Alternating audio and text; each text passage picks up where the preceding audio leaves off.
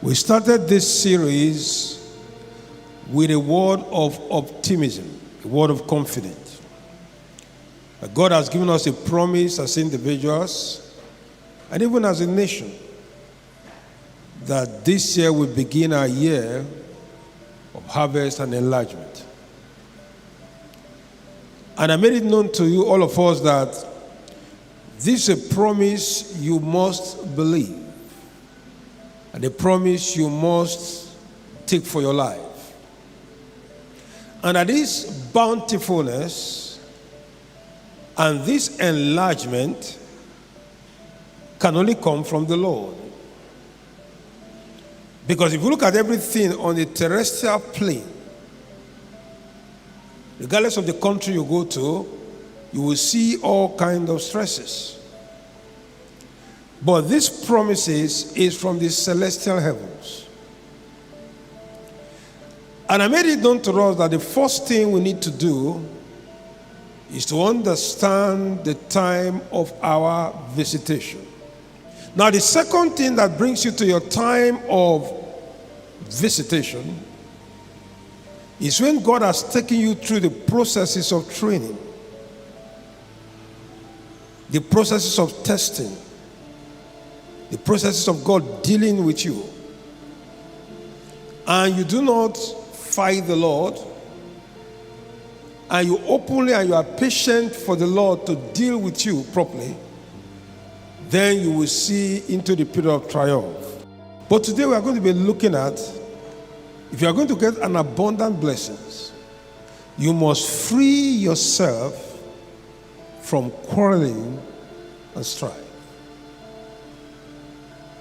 You must free yourself from quarreling and strife. Now, look at exactly what happened to to Abraham. There was this strife. I can tell you, you see, the greatest strife you can ever face in this life is the family strife. Because your family is always with you, is it not?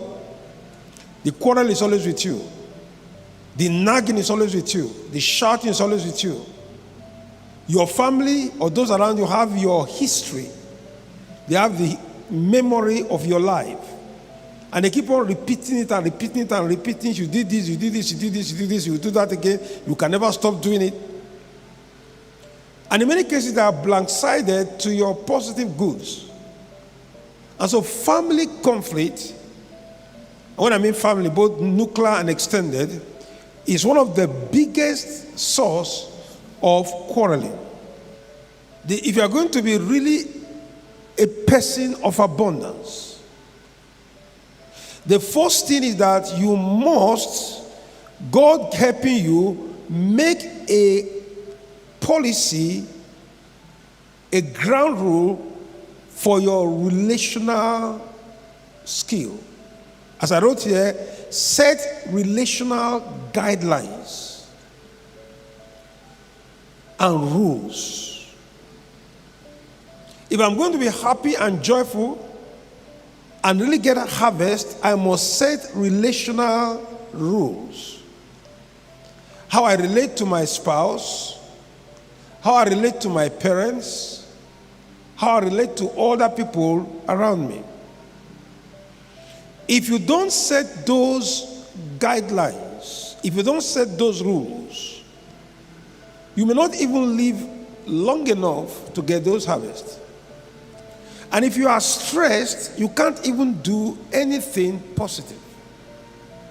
You can't study, you can't pray, you can't look healthy. Everything around you will be tensed around.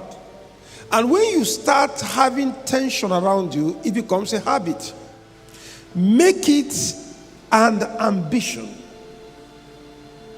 Make it a goal to lead a quiet life.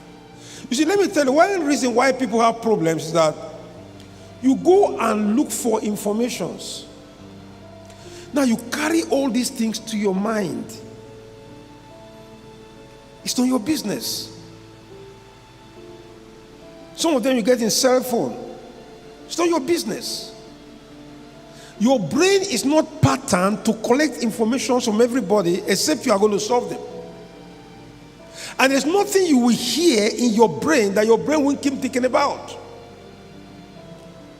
And so study to be quiet. The job God has given you is big enough. I'm a pastor and I can be worried about people's desires, but I do it at a certain level. I don't keep carrying everything on my head. And if you don't have this good relational principle, you will be sick and you may even die. Free yourself from grudges or bitterness. You see, this is exactly what Abraham did. It's very difficult in a family setup. I know what I'm saying. Because family, you are always annoying each other. But you must make it a policy that the sun must not go down on your anger. That you must not bottle up bitterness. Because if you bottle up bitterness, everybody gets spoiled in the family.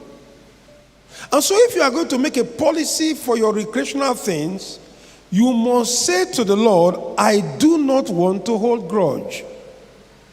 Scripture warns us that we should never hold grudge among God's people. Then the third thing I say, make a rule against gossips.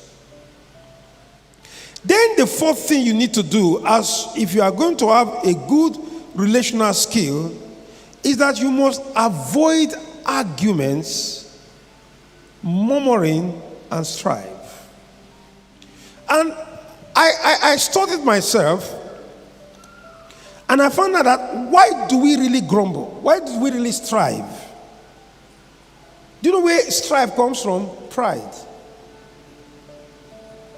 Proverbs 13:10 tells us, only by pride cometh contention, but with the well advised is wisdom.